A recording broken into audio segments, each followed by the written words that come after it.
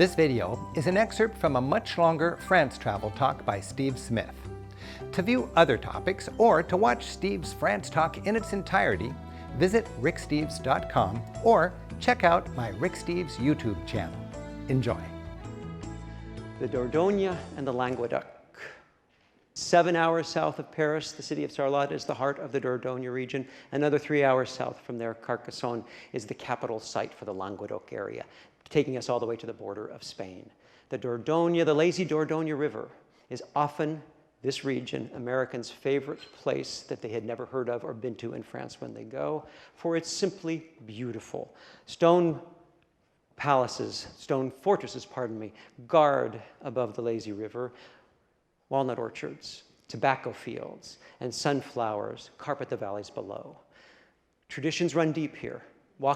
Passing your neighbor walking his geese in the evening is not an unusual event in the Dordogne region. And remember, this is the land of stuffed geese and duck liver, foie gras, and confit de canard or magret de canard, duck and goose are very present on your menus at night in this region.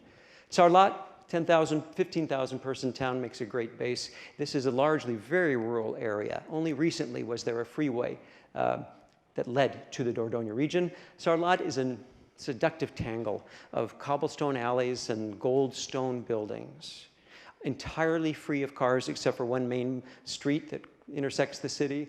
You'll find 2 days a week, it's France's greatest market day, that covers and fills all of the pedestrian-only lanes, it seems, and squares in the town of Sarlat, making it lovely. There's no important sight to see in the town of Sarlat. It's just a beautiful place to be and to base yourself for great sightseeing. We like the market day so much there. If you've seen the TV show that I've done with Rick, we take you through it, and in our guidebook, we do a self-guided tour through a market day, Wednesdays and Saturdays in Sarlat. Arrive on a Tuesday night or a Friday night and wake up to the sounds of the market being established. Anything you see in the market should be fresh. You should be looking for it on your menu that dinner at night. And again, Sarlat makes a lovely place to stay. I'd recommend 3 nights here for all there is to do within a short distance of the town. If you don't have a car, a minivan tour is essential. There's no way public transit's going to get you to the great sites around unless you choose to take a canoe trip down the lazy river. This is one of Rick's favorite things to do whenever I travel with him. We always make time to canoe down the Dordogne River. For here, you can spend 2 hours, 4 hours, all day if you want to, sauntering down different parts. They'll pick you up in Sarlat if you don't have a car, and then drop you at the river and allow you, and it's a flat, very slow-moving river, to sightsee from a canoe. Stop at Castelnau here, wander to the top through the village, and check out one of France's greatest monuments to the Hundred Years' War. The castles in the Dordogne then have a lot of history related to the Hundred Years' War. Every room in the Castelnau castle has war military inventions and crossbows and such from the Middle Ages. It's a great education if you're into warfare, and the catapults are the capping part from the top of the castle. Then continue on your canoe to the town of Baynac. Slide your canoe into this town, wander to the top of this castle. That Castelnau castle was British for a long time. Baynac here was French, and they fought each other for a long time, right? And climb to the top of that castle for grand views. We list the chateau of Castle of Baynac.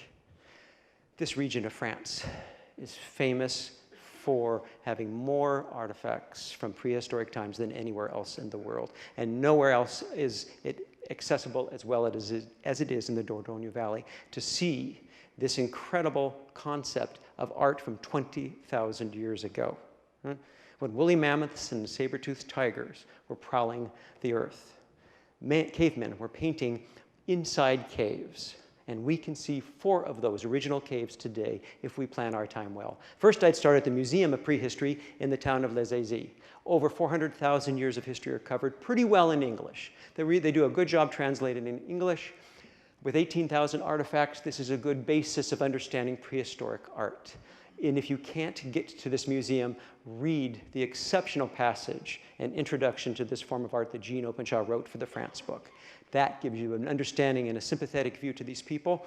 And as you approach the caves, understand that they painted deep inside of caves, in limestone caves. You needed this kind of rock for this to occur, often prowling in 6 miles, 15 to 20,000 years ago with lamps made of animal fat, I guess, I understand. to paint on the walls. There are 4 caves I mentioned before where you can see the original thing, and you have to be organized and on the ball to do so. This is the entry to the Font de Gaume cave, the greatest of them all and the hardest to get into. I won't pretend that it's going to be easy for you to get into this, but by the internet, if you do well ahead, you might get lucky and find a spot, or show up very early in the morning, and I mean 6 o'clock early for a 9 o'clock opening, and hope for this first spot available online that day. I think that's crazy. Right? Because nearby, the caves of the Ruffignac, where a train takes you 3 miles in the cave, passing Ice Age bear scratches on the walls as you go, and seeing black outlines of woolly mammoths like this, is a gripping sight, and easy to get into is the cave at Ruffignac. The caves of Peshmeral, about 45 minutes to the south, add color to what Ruffignac did with black and white. With paintings of horses. You have to imagine all these different animals painted. And imagine this. This is one of a kind where a man blew with a straw, probably, paint around his hand, or her hand. Incredible. Peshmeral, this cave, with original cave art, can be booked rather easily. 500-600 people are allowed in on a daily basis. That's pretty good. Most of these caves have very limited numbers of people who are allowed in. 2 hours north of Sarlat lies the powerful village of Oradour-sur-Glane. Here, halfway to the Loire Valley, a good stop on your way if you're ready for it. 4 days after the invasion of D-Day, looking at the town on June 9th, looking very much as you see it in this image, was invaded by Nazis. All the people, 642 people, were rounded up, taken to the church, machine gunned to death, and then burned. Left under a blanket of ashes, the whole town was. The fact that that happened really wasn't so unusual in World War II. Just ask Italians and other French. What is unusual is the French left the town exactly as they found it, exactly on June, and you'll see what it looked like on June 10th, 1944, clearing out so the tourists could see a little bit. You can see the light rail line or the tramway that led to the big city of Limoges nearby. Walk by rusted out cars, bicycles left positioned against the sides of walls, sewing machines inside of buildings. It's a powerful sight to see, and the reason it's kept, of course, by the French government for us to see today is to remind us that this happened and that it should never happen again, right? Sadly, in the 1990s in Bosnia-Herzegovina, we know that genocide occurred again, so I'm glad that they still keep this going. And it's a powerful sight for you to see with a great museum that introduces you to the event and why this would have happened. 2-3 hours south of the Dordogne region, the grand feudal fortress of Carcassonne lies accepting is the capital to me of the sightseeing of this cool region that blends French and Spanish culture. Wines in this area are coarse and heavy. I love the wines made from the Languedoc, and I love touring the walled city of Carcassonne. Arrive, again, much like arrive after 5, and otherwise it'll be very crowded behind those walls. There are 4 or 5 hotels within the walls and several with views just outside the walls. Spend the night in it or close. Right? Arrive at the end of the day, tour 80% of the walls. There are 3 levels of walls that protect the city, started by the Romans in Carcassonne. You can wander 80% of them for free.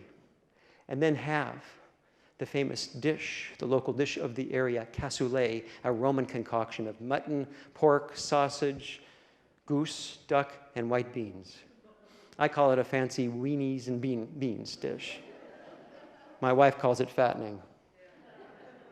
This is the traditional dish, though, of a peasant cooking in the Languedoc area, matched by a very coarse, heavy red wine. Mind you, that's heavy for France, a heavy red wine like that. Then get out and see Carcassonne at night. The same walking tour you may have done in the daytime is entirely different at night. Camelot lies beautifully illuminated every day of the year. And again, if you don't spend the night here or nearby, you won't see this. And I'd say, arguably, it's not worth going. It's too crowded in the daytime. I wouldn't go. All right. Nearby, sites in the Languedoc area, just adjacent outside of Carcassonne, that remind us of Provence, but this is southwestern France. That's southeastern France. Lie in memories of the Cathar people, a heretical group of Christians who grew in numbers from the 11th to the 13th century, who were chased out by the Pope and the King of France, and the ultimate collusion to rid the church, first of all, of a competing, ever increasingly in popularity, religious approach to Christianity.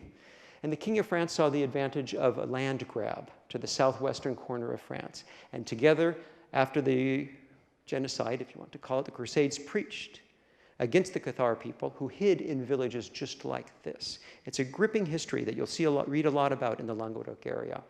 After that, the last Cathar was killed, burned at the stake in 1301. The French took control of this region, adding it to their ever-increasing countrysides. Minerve here is the village that you can see, and the castles, the Cathar castles as they're called today, where they ran to hide, to escape. They were pacifists. They were vegetarians. They didn't fight, the Cathars. They didn't have a chance against the French army, you see.